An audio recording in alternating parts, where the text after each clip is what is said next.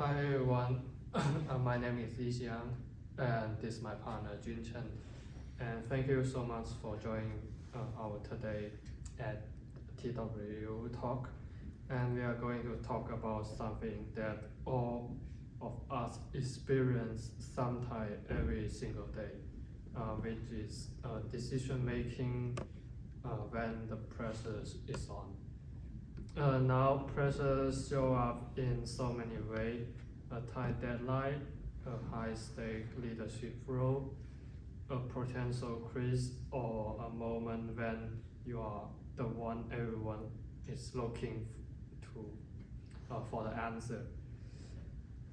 And this tough moment, how we decide, can shape not only the outcome but also who we become. So today, let's dive into how we can better understand this challenge, and more importantly, how we can get better at it. Here's the big question we are exploring together today. How do we make the decision under pressure? This topic isn't just about theory, it's about practicality. We are going to blind the insight from psychology, real-world case studies, and research-based strategy you can actually use.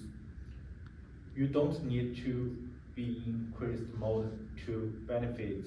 These truths apply across leaderships, work, relationships, and life in general. Here's what we aim to do together in our presentation. First one is understand what happened in the brain when pressures hit.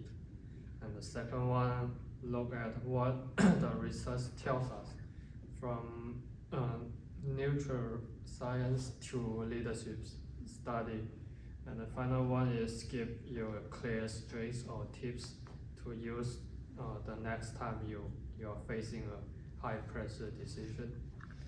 Whether you are a student or a leader, parent, or just someone trying to stay calm in choice, this talk may be helpful for you. Let's start with science. We are under pressure.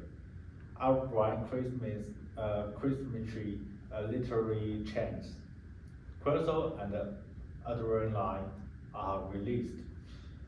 These are stress hormones, and while they are great for getting us to act fast, like emergencies, they also reduce our ability to think clearly.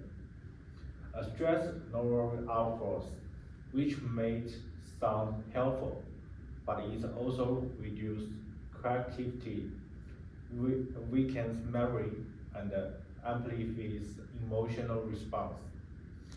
That's why we sometimes say or do things we regret under pressure. According to the psychologist Daniel Kahneman, we have two systems for thinking. System 1 is fast, automatic, and emotional. The system 2 is slower, logic, and deliberate. Under pressure, system 1 takes over, and we don't always take time to reflect. Okay, for this research, we have referred considerable article. So first one is Daniel Kahneman. He talks about how stress activates system. One, a quick decision, but sometimes fraud. And the other one, Perminster and Trinity explain how repeat decision cause failures, making our last choice wrong. Francis Greenough reminds us that emotional regulation is the main point. We can train ourselves to stay calm. And then current whiskey study firefighter and how they make decision in dangerous space. And then John Lister tells us overconfidence is common in high pressure moment. We think we know more than we do. So the last one is Grace Cannon. He studied how experienced professional makes fast decision using what they call recognition premise decision making. Across all of this research, one message stand out is process making our thinking faster, but it's not always better. So my partner will explain more. Let's talk about a real moment under pressure.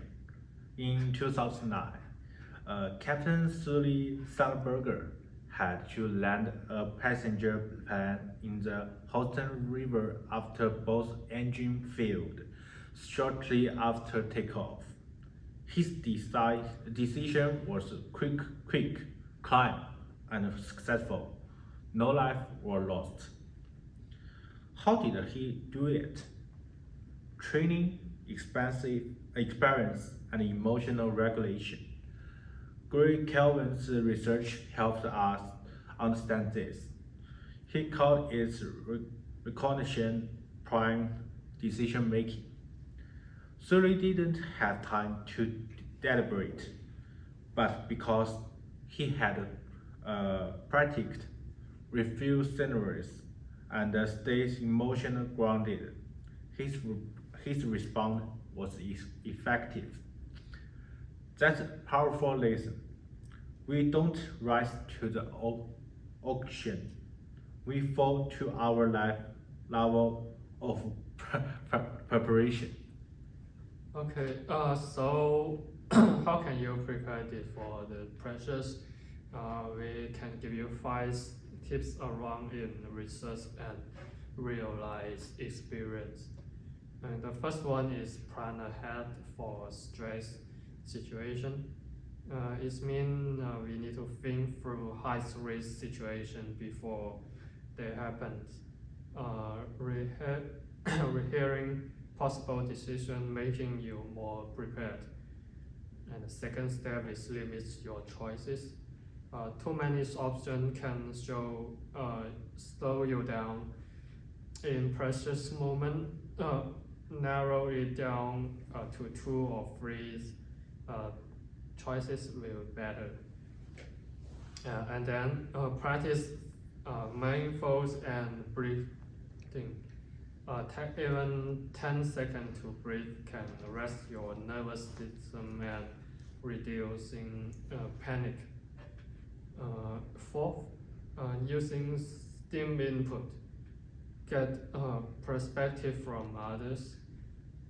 When under the pressures, other ones can catch you what you miss off. And the final step is stimulate process regularly. Especially an emergency responder do this all the time. Practicing under stimulated stress condition help you adapt faster when it's really happen. None of these strategies are hard, but they do require many practice and experience. Okay, let's be honest. It's hard to apply these strategies in our life. Why? Because when pressure rises, our emotional brain wants to control. It tells us to act fast, to protect, to fix, and that's not always wrong. But it's not always right either. That's why preparation before the crisis matters.